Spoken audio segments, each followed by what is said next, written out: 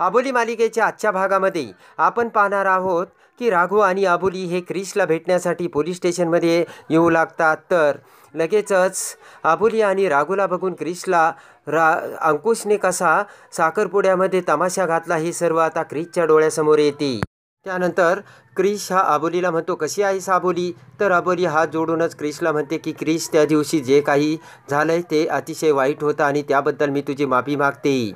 तेव्हा क्रिश म्हणतो की माझं राघूवरचं जराही प्रेम कमी झालं नाही, काही जरी झालं तरी माझं राघूवरचं प्रेम तसंच राहील. तर लगेचच क्रिश म्हणतो की हे सगळं जे झालं ना ते खूप वाईट झालं आहे आणि आता माझी आई कशी रिॲक्ट करेल आणि मी तिला कसं समजावेल ते मलाच काही कळत नाही. आबोली म्हणते की तुझ्या आईवरती कोणती वेळ आली आणि त्यांना काय फील होत असेल हे मी समजू शकते, म्हणूनच मी तुझी माफी मागते क्रिश. जे घडून गेलं त्याच्यासाठी मी काहीच करू शकत नाही असे म्हणत असतानाच पाठीमागून क्रिशची आई तिथे येते. तेव्हा आबोलीला क्रिशच्या आईला बघून मोठा धक्का बसतो. क्रिशची आई आबोलीला म्हणते की यावर एकच पर्याय आहे, जे काही घडलं ना ते अंकुशने सर्व चाळींसमोर त्याचं कारण सांगावं आणि सर्व चाळीतील लोकांच्या समोर अंकुशने माझी माफी मागावी. ती ऐकून आबोलीला मोठा धक्का बसतो.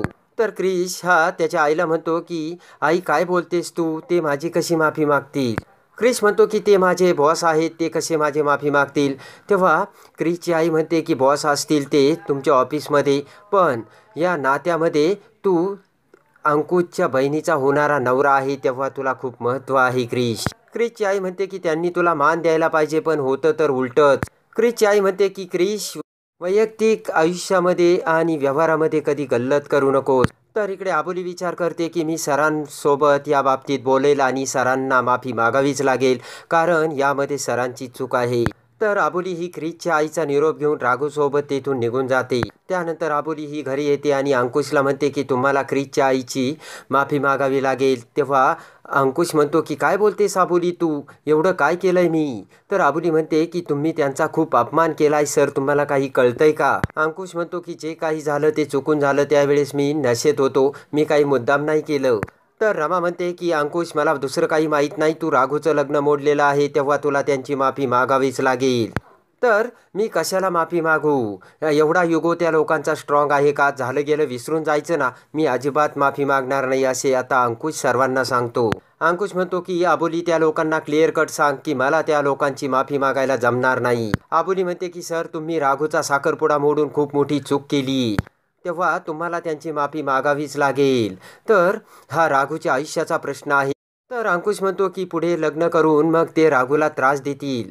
तर आबोली म्हणते असं काहीच होणार नाहीये. तर अंकुश राघूला म्हणतो की राघू अजूनही विचार कर, वेळ गेलेली नाहीये.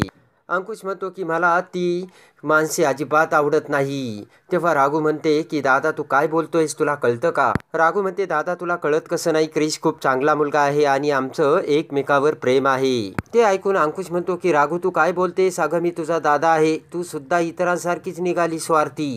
तर पुढे माधव काका येत म्हणतात की अरे बहिणीच्या संसारासाठी थोडा जर झुकला तर काय हरकत आहे, एवढा तुला तुझा इगो प्यारा आहे का? तर अंकुश म्हणतो की अजिबात जमणार नाही. आबोली म्हणते की सर तुम्ही चूक केली तेव्हा तुम्हाला त्यांची माफी मागावीच लागेल. तर अंकुश म्हणतो की अजिबात जमणार नाही आणि रागाने अंकुश तेथून निघून जातो.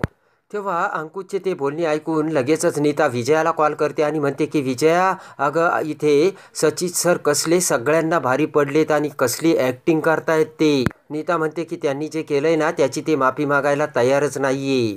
तर विजया म्हणते की पल्लवीला त्यांच्या लग्नाबद्दल सांगितलं का? तर नीता म्हणते हो, आणि सचित सरही पल्लवीसोबत दुसऱ्या लग्नाला तयार आहे. तर नीता विजयाला म्हणते की तू कधी येणार आहेस विजया, आणि आता पल्लवीचं सचितसोबत लग्न होणार आणि मग आबोलीच्या संसाराला पुन्हा ग्रहण लागणार. इकडे आता सचित हा चाळीसमोर येऊन पुन्हा टेबल मांडून कॅरम खेळू लागतो. तेवढ्यात आबोली तिथे येते. तर अंकुश म्हणतो की अरे वा, कॅरम चॅम्पियन आलीस, चल आपण आबोली एक गेम खेळू. तर आबोली म्हणते की सर तुम्हाला काहीच कसं कळत नाहीये, एवढं सगळं होऊनही तुम्ही एवढे फ्री, टेन्शन फ्री कसे? तर अंकुश म्हणतो की राघू, क्रिश, त्या क्रिशची आई हे सगळं ऐकून मला आता आबोली कंटाळा आलाय, बस झालं. तर अंकुश हा आबोलीला तेथून जाण्यासाठी सांगतो. तर आबोली म्हणते की सर तुमची स्मृती परत आली, पण त्यामध्ये आपलेपणाची भावना असायला हवी आणि ती नाहीये. माझे पहिले अंकुश सर खूप चांगले होते, ते नेहमी दुसऱ्याच्या सल्ल्याचा विचार करायचे. अंकुश म्हणते की कुठे गेला तो तुमचा चांगुलपणा आणि तुम्ही का वागताय असा, मला खरं खरं सांगा बरं. आबोली म्हणते की तुम्हाला सगळं काही व्यवस्थित आठवलंय का तुम्ही नाटक करता. तेव्हा अंकुश म्हणतो की आबोली तू काय बोलतेस. तर आबोली म्हणते की मग सांगा अंकुश सर आपली भेट कधी झाली होती. ते ऐकून अंकुशला मोठा धक्का बसतो. तर नीता त्यांचे बोलणे ऐकत असते. तर आता अंकुशला आबोलीला काय उत्तर द्यावे हे सुचत नसते. आबोली म्हणते बरं ते जाऊ द्या, माझा आवडता रंग कुठला. तर अंकुश फक्त आबोलीकडे बघत असतो. तेव्हा आबोली म्हणते की सांगा ना सर, तुम्हाला सगळं आठवतंय ना, मग सांगा ना. तेव्हा आबोलीचे ते बोलणे ऐकून नीता लगेचच विचार करते की आता याचं भांडं फुटणार. तर नीता म्हणते की आता आबोलीला याचा संशय येणार. तर सचित म्हणतो की सांगतो ना आबोली, तुझ्या वाढदिवशी मी तुझ्या मामाला अटक करायला आलो होतो, तिथेच आपली पहिली भेट झाली होती आबोली. तर नीता ते बोलणे ऐकून मोठी अवाक होते. त्यानंतर अंकुश म्हणतो की आबोली तुझा आवडता रंग निळा आहे. आणि राहिला तिसरा प्रश्न, तर माझ्या आयुष्यातल्या स्पेशल अशा 2 व्यक्ती आहेत, एक म्हणजे सोनिया आणि दुसरे म्हणजे किरण सर. तर अंकुश म्हणतो की आबोली तू माझ्यावर विश्वास दाखवला आणि माझ्यावर केस करून मी तुरुंगात गेलो बरोबर ना. अंकुश म्हणतो की आबोली तूच अडकवलं होतंस मला, म्हणूनच हे सर्व घडलं होतं ना. तेव्हा आता नीता अंकुशचे ते बोलणे ऐकून विचार करते की हे जर खरेच अंकुश सर असतील ना तर माझं काही खरं नाहीये. तर अंकुश म्हणतो की आबोली तुला आता तुझ्या सर्व प्रश्नांची उत्तरे मिळाली असतील, खेळू का मी आता. तर आबोली अंकुशकडे बघत विचार करते की तुमच्याशी बोलण्यात काहीच अर्थ नाहीये सर. तर आबोली तेथून निघून जाते. तेवढ्यात नीता ही अंकुश समोर येते आणि म्हणते की सर मला काही कळत नाहीये, तुम्ही आबोलीच्या सगळ्या प्रश्नाची कशी उत्तरे दिली आणि तुम्ही खरंच अंकुश सर आहात का. तेव्हा अंकुश नीताकडे बघू लागतो. तर अंकुश म्हणतो हो. तर नीता खूप घाबरते आणि लगेचच तेथून पळून जाऊ लागते. तेव्हा अंकुश नीताला थांबवत म्हणतो की मस्करी करतोय ग मी सचित राजेचा आहे. तेव्हा नीता म्हणते की अहो किती घाबरले होते मी. तर अंकुश म्हणतो की अगं मी त्या अंकुशची डायरी वाचली होती. तेव्हा नीता म्हणते की बरं झालं बाबा. तर आता अंकुश म्हणतो की पुढे नीता काय करायचं ते मला काही कळत नाही. अंकुश म्हणतो की नीता मला एक सांग, हे अजून आबोली आणि घरच्यांच्या बाबतीत महत्त्वाची गोष्ट काय आहे. तर नीता म्हणते की घर. सर हे घरासाठी लोक काहीही करू शकतात. तर आता इकडे पल्लवी ही अंकुशसोबत दुसऱ्या लग्नाची तयारी करू लागते. तिने सगळे दागिने कपडे साड्या बाहेर काढलेल्या असतात. तेव्हा पल्लवी नीताला म्हणते की कुठली साडी नेसू. तर नीता म्हणते की ही नेस. आणि नीता म्हणते की अगे दागिनेसुद्धा खूप छान आहे. नीता म्हणते की हे एकदा लग्न झालं का पल्लवी, मग तुला सचित सरांपासून कोणीही वेगळं करू शकणार नाही. तर नीता अंकुश सरांसाठी तिने ड्रेस आणल्याचे पल्लवीला दाखवते. तेव्हा पल्लवी म्हणते की छान आहे, पण विजया कधी येणार आहे ग. नीता म्हणते की अगं तिचं एक महत्त्वाचं काम आहे. तेवढ्यात शार्दूल तिथे येतो. तर नीता शार्दूलसाठी कपडे देते आणि म्हणते की कसे आहे. तर शार्दूल म्हणतो की छान आहे, पण आपल्या घरी काही फंक्शन आहे का. तर शार्दूल म्हणतो की लगेचच मी आबोली मावशीला दाखवून येतो आणि शार्दूल पळत जातो. तेव्हा नीता पल्लवीला म्हणते की आता त्या आबोलीसमोर आपलं भांडं फुटणार पल्लवी. तर आता इकडे अंकुश हा पुन्हा आबोली आणि रामाकडे येतो आणि म्हणतो की आता मी बिझनेस करणार आहे.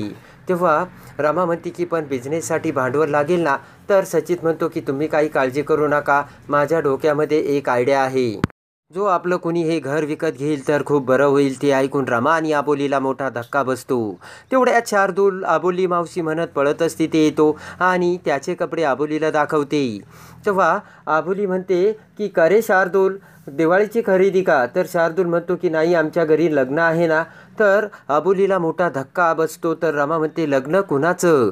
तर तेवढ्यात नीता आणि पल्लवी चोरून तिथे येऊन ते बोलणे ऐकतात. तेव्हा आता पल्लवीचं लग्न असल्याचे भयानक सत्य शार्दूलने आबोलीसमोर आणलेले असते. तर आता आबोली कोणते पाऊल उचलणार आणि पल्लवी आणि अंकुशचे कसे लग्न मोडणार हे बघण्यासाठी आणि आबोली मालिकेच्या डेली अपडेटसाठी आपल्या चॅनलला लाईक करा, सबस्क्राईब